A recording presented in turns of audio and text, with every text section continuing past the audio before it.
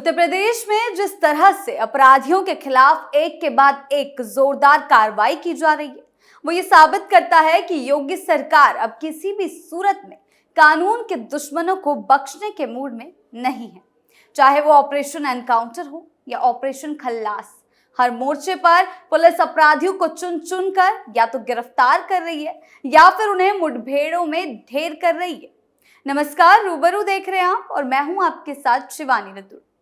सरकार की मंशा बिल्कुल साफ है। अपराध करने वालों को जेल से पहले सीधा जहन्नुम भेजने की चेतावनी खुलेआम दी जा रही है। नियम के दायरे में रहकर कानून का पालन करते हुए जिस तरह से पुलिस प्रशासन पूरे मिशन को अंजाम दे रहा है, वो न केवल उत्तर प्रदेश की कानून व्यवस्था को मजबूत कर रहा है, बल्कि पूरे देश को ये संदेश दे रहा है कि अपराध अगर थमेगा नहीं तो उसका अंजाम अब बेहद सख्त होगा। योगी आदित्यनाथ की अगुवाई में यूपी अब पूरी तरह से क्राइम फ्री स्टेट की ओर बढ़ चला है, जहां अब डर अपराधियों को है, आम जनता को नहीं। कि क्या कुछ चल रहा है एक्शन के तहत, आइए जानते हैं विस्तार से। यूपी में गुंडाराज का खात्मा। उत्तर प्रदेश में मुख्यमंत्री योगी आदित्यनाथ के नेतृत्व में जिस तरह से क्राइम फ्री यूपी मिशन को लागू किया जा रहा है, वो न केवल प्रदेश की कानून व्यवस्था के इतिहास में एक नया अध्याय लिख रहा है, बल्कि पूरे देश में अपराधियों के लिए एक कड़ा संदेश बनकर उभरा है। ऑपरेशन लंगड़ा और ऑपरेशन खल्लास जैसे सख्त नामों वाले पुलिस अभियानों के जरिए ये साफ कर दिया गया है कि अब अपराध और अपराधियों के लिए उत्तर प्रदेश की जमीन उतनी ही खतरनाक बन चुकी है जितनी पहले उनके लिए सुरक्षित पनाहगाह हुआ करती थी। बीते 48 घंटों में प्रदेश भर में 20 से ज्यादा एनकाउंटर हो चुके हैं, जो कि दर्शाते हैं कि पुलिस अब सिर्फ गिरफ्तारी और मुकदमे तक सीमित नहीं है, बल्कि यदि किसी अपराधी ने हथियार उठाया है तो उसका जवाब गोली से ही मिलेगा। इन कार्रवाइयों में दर्जनों अपराधी या तो घायल होकर पकड़े गए या मारे गए। यही नहीं, इस अभियान का असर भी सामने आने लगा है। सहारनपुर जैसे जिले में एक अपराधी ने खुद थाने आकर आत्मसमर्पण कर दिया। यह इस बात का संकेत है कि अब अपराधियों में पुलिस और कानून व्यवस्था को लेकर भय उत्पन्न हो रहा है, जो एक लंबे समय से गायब था। योगी का मिशन अपराध मुक्त यूपी। मुख्यमंत्री योगी आदित्यनाथ ने जिस शैली में अपराधियों को चेतावनी दी, उनका कहना है, सुधर जाओ भाई, सुधरोगे नहीं तो गलतफहमी में मत रहना कि जेल जाओगे, जेल से पहले जहन्नुम पहुंचा देंगे। ये बयान न केवल एक राजनीतिक स्टेटमेंट है, बल्कि प्रदेश की पुलिस कार्यप्रणाली के लिए एक स्पष्ट दिशा निर्देश भी है कि अब नरमी नहीं बल्कि निर्णायक और सख्त कार्रवाई ही एकमात्र रास्ता है। इन शब्दों का प्रभाव जमीन पर भी धारदार रहा है। हाथरस, मुजफ्फरनगर, लखनऊ, सहारनपुर, कौशांबी जैसे जिले, जहां पिछले दिनों में अपराध की घटनाएं लगातार सामने आ रही थी, अब उन्हीं जिलों से अपराधियों के घायल या ढेर होने की खबरें आ रही। मसलन हाथरस के मुरसान कस्बे में व्यापारी के घर पर लूटपाट करने वाले 2 बदमाशों में से एक ओमवीर उर्फ सोनू पुलिस मुठभेड़ में घायल हो गया, जबकि दूसरा देवा गिरफ्तार कर लिया गया। ये वही आरोपी था जिसने व्यापारी की पत्नी को तमंचा दिखाकर लूटने की कोशिश की थी। पुलिस की तत्परता से ये कार्रवाई उस लूटकांड के चंद ही दिनों में हो गई, जो ये दर्शाता है कि इन मामलों को महीनों तक खींचा नहीं जाएगा। इसी तरह मुजफ्फरनगर में गौकशी करने वाले गिरोह पर पुलिस ने जो कार्रवाई की है, वो भी अपने आप में एक मिसाल है। यहाँ सोनू उर्फ फरीद, फुन्ना उर्फ नजर और मुजफ्फर उर्फ काला जैसे शातिर गौकश पुलिस मुठभेड़ में घायल हो गए, जबकि उनके 2 साथी फैजल और तनवीर को मौके से दबोच लिया गया। इन पर पहले से भी कई मामलों में संलिप्तता के आरोप थे। खास बात यह है कि ये गिरोह खंजारपुर गांव में कुछ दिन पहले गौकशी की घटना को अंजाम दे चुका था, और इस घटना के बाद पुलिस ने 3 कुंटल गौमांस और 1 लग्जरी गाड़ी जब्त की थी। लेकिन अब जिस तेजी से और समन्वय के साथ पुलिस ने 48 घंटे में कार्रवाई करते हुए पूरे गिरोह को धर दबोचा है, वो प्रशासनिक सक्रियता का प्रमाण है।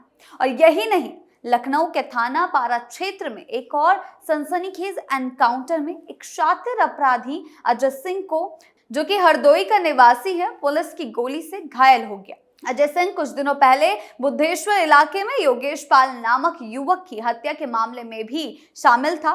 उसकी आर्टिका कार लूट ले गया था और उसे बेचने की फिराक में था, लेकिन पुलिस ने किसान पथ इलाके में घेराबंदी कर उसकी योजना पर पानी फेर दिया।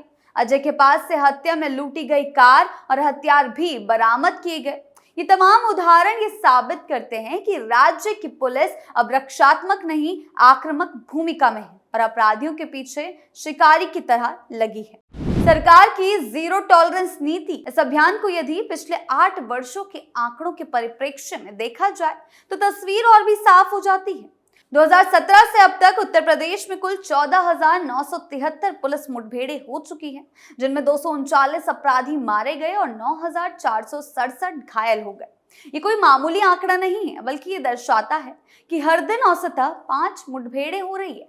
इस दौरान हजारों अपराधियों को जेल भी भेजा गया, जिनमें गैंगस्टर, इनामी बदमाश, हथियारबंद डकैत और हत्या, लूट, अपहरण जैसे संगीन मामलों में वांछित आरोपी शामिल हैं।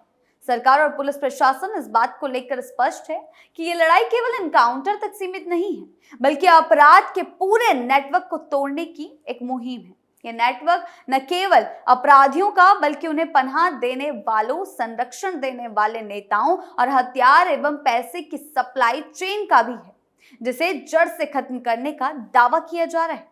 वास्तव में इस पूरे घटनाक्रम में सबसे अहम बात यह है कि उत्तर प्रदेश, जो कभी देश में अपराध के गढ़ के रूप में जाना जाता था, अब उसी राज्य में अपराधियों को आत्मसमर्पण करना पड़ रहा है, वो भी पुलिस की गोली से घायल होने से पहले। इसका मतलब है कि अब वो राजनीतिक संरक्षण या प्रशासनिक ढील जैसी व्यवस्थाएं नहीं बची हैं, जिनके भरोसे अपराधी खुलेआम वारदात करते थे। अपराधियों के लिए अब 2 ही रास्ते बचे हैं, या तो आत्मसमर्पण कर दे या फिर पुलिस की गोली का सामना करे। ये बात प्रशासन के तमाम अधिकारियों ने भी साफ रूप से कह दी है।